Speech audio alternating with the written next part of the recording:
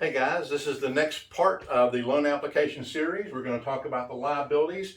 Some of the stuff is pretty basic. You've got revolving accounts, which are basically your credit cards, and we're going to look at the payments on that to counter your debt ratio. The same thing for your installment loans.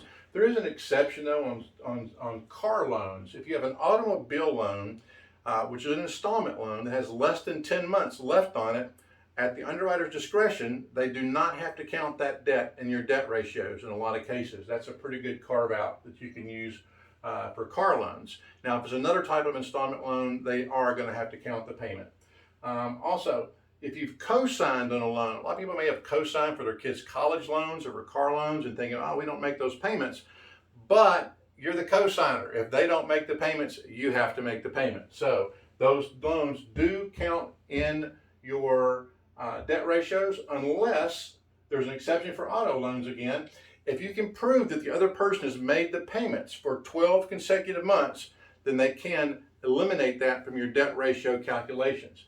But here's the trick on that. If it's a joint account and you're on that with the other person who's making the payments, when the underwriter looks at that account, they can't tell whether you made the payment or the other person made the payment.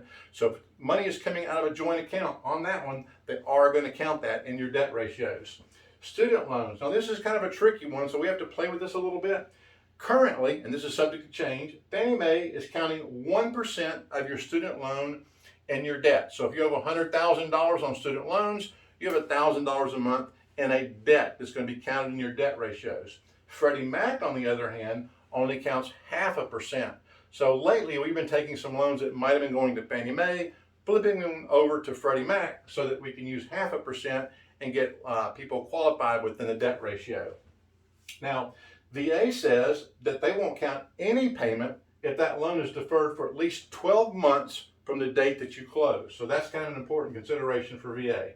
Other things that are going to count in your liabilities are alimony and child support. We're just going to have to get your documentation for that. We have to have the court-ordered documents with the stamp from the county courthouse to show that that's been recorded.